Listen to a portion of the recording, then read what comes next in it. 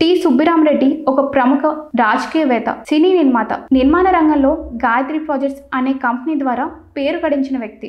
ఈ కంపెనీ నాగార్జున సాగర్ వంటి ప్రతిష్టాత్మక ప్రాజెక్టులో పాల్గొన్నప్పటికీ ప్రస్తుతం సంక్షోభంలో కూరుకుపోయింది. దీంతో 8,100 కోట్లు బ్యాంకుకు రుణాలను తిరిగి చెల్లించలేక దివాలా తీసే పరిస్థితి చేరుకుంది.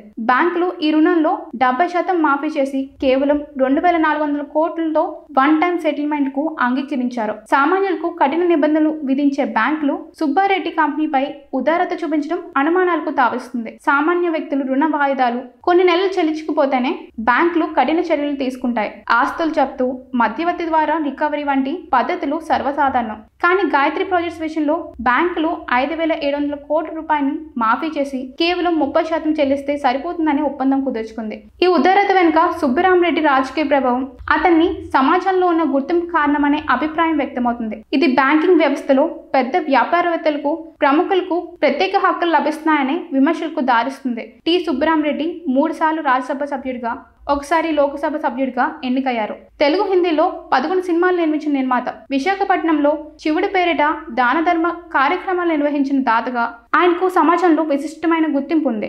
ఈ రాజకీయ సామాజిక ప్రభావం బ్యాంకుల నిర్ణయాల్లో కీలక పాత్ర పోషించినట్లు కనిపిస్తుంది. సామాన్య వ్యక్తులకు లభించని ఈ రుణమాఫీ సౌకర్యం సుబ్బిరామరెడ్డికి లభించడం రాజకీయ ప్రభావం, ఆర్థిక నిర్ణయాలను ఎలా ప్రభావితం చేస్తుందనే చర్చను రేకెత్తిస్తుంది.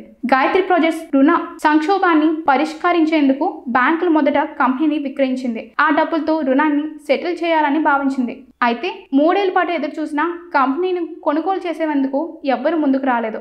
దీంతో బ్యాంకులు NCLT ద్వారా వన్ టైం సెటిల్మెంట్ కు చేరుకుంది. ఈ ప్రక్రియలో బ్యాంకుకు 5,700 కోట్ల నష్టం వాటిల్లింది. ఈ నష్టం బ్యాంకుల ఆర్థిక స్థిరత్వంపై, షేర్ హోల్డర్ల విశ్వాసంపై ఎలాంటి ప్రభావం చూపిస్తుందో అని అనుమానాలు వ్యక్తమవుతున్నాయి.